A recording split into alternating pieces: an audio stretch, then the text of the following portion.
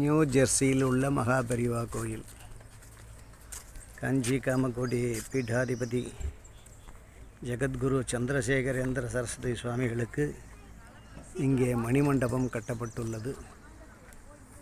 தர்மாத்மா அவர்களால் இம்மண்டபம் அவருடைய முன்னிலையிலும் தலைமையிலும் கட்டப்பட்டுள்ளது.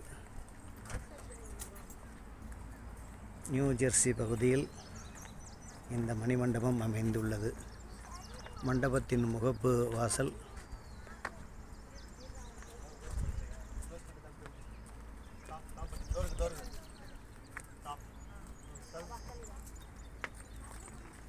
தரிசனத்திற்காக நிறைய பேர் வருகிறார்கள்.